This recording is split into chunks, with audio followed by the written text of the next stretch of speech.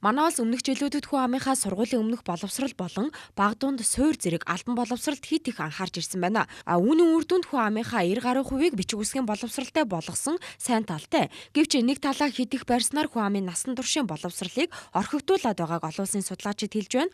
Насан туршийн боловсрал гэдэг нь хүний өдөр тутмын амьдралд хэвшил болсон байх шаардлагатай гоо зүй мэдлэг, ёс суртахуйн, гэр бүлийн харилцаа, амьдрах ухааны арга барилыг хэлээд байгаа юм а. Жишээлбэл гадны улс оронд 3 хүн тутмын 2 нь наазахын гал унтраах багаж хэрэгсэлтэй хэрхэн харьцах талаар мэдлэгтэй байдаг. Үүнийг төр засаг сургалтын байгууллагууд нь хамтран амьдрах ухааныг хичээл болгон хүн амдаа заасан байдаг байна. Гэтэл манай улсын 5 хүн тутмын нэг нь л энэхүү багаж хэрэгсэлтэй хэрхэн харьцах талаар мэдлэгтэй байгаа юм а. Тиймээс энэхүү орхигдоод байгаа боловсролыг цаашид хөгжүүлэхийн тулд үндэсний хөтөлбөр боловсруулан хилцүүлэхээр боллоо.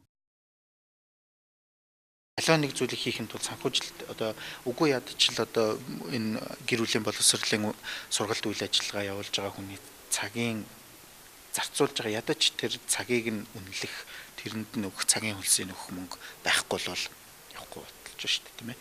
Тэгэхээр энэ болгоныг тэгээд дээрэс нь энийг зөвхөн улсын төсвөөс гэхээсээ илүү орон нутгийн нөөц боломжууд юу байна уу? Байгууллагууд өөрсдийнхөө хүмүүсийг тасралтгүй хөгжүүлэх жишээлбэл юу гэдэг нь томоохон байгууллагууд, олон хүнтэй байгууллагатай ажиллаж байгаа залуу гэр бүлүүдэд гэр бүлийн боловсрол олгох талаар санаачлах хэрэгжүүлэх хэрэгтэй гэдэг ч юм уу. Гэх мэтлэнгээр олон талын оролцоотойгоор энэ маань явах хэрэгтэй. Энэ үндэсний хөтөлбөрийн бол 3 хөтөлбөртэй явж байгаа. Энэ 3 хөтөлбөр бол соён гэрэл буюу ялангуяа олон нийтийг зөв мэдээлэлтэй болох ямар нэгэн зүйлд зөвөр ханддаг, эргээр ханддаг өөр ямар нэгэн мэдээлэл сонсоод түүнийг уул үндэстэй судалж үздэг, хардаг ийм байх төр соён гэрлийн хөтөлбөр явж байгаа. Хоёрдугаар хөтөлбөр бол олонний хүч гэж байгаа. Олонний хүч гэдэг бол шинэ Хинтэн аймаг архихгүй боллоо гэж байгаа энэ зүйлээ яаж олон аймгаараа сумаараа дүүргээрээ нэгдэж нийлж хийх вэ?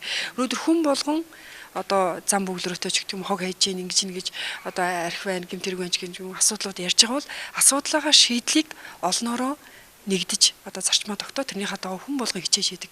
Энэ аймаг орон нутгийн байгууллагын соёлыг бүрдүүлэх юм олонний хүч хөтөлбөрийг бас босруулж байна. 3 дахь хөтөлбөр бол зөв амьдрал гэдэг хөтөлбөр. Энэ зөв амьдрал хөтөлбөрийн хувьд бол сайн зүйлээ бусдад түгээдэг. Нэг айлын сайн туршлага санхүүгөө хэрхэн босгож бизнес эхлүүлсэн сайн туршлага бусдад бас гарц болдог.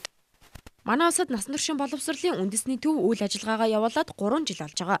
Гэвч энэ төвд хандаж байгаа иргэд нь өнөөхөл албан ёсны боловсрол авах хүсэлтэй байдаг байна. Жишээлбэл сургууль завсарсан хүн нөхөд сурах, бичиг үсэг мэддэггүй цөөнх иргэд нь зорин очиж байгаа юм а. Харин энэ төвийг зорин очиж насан туршийн боловсрол авах хүсэлтэй иргэд цөөн байгаа юм а. Энэ нь хүн амын дунд энэхүү боловсролыг төдийлөн ойшоохгүй байгааг харуулж байгаа юм а. Манай улсад цаашаад насан туршийн боловсрол хөгжих юм бол хүн амын эдийн засаг сайжрах, гэр бүлийн харилцаа докторжих олон сайн талтайг судлаачид хэлж байсан юм а.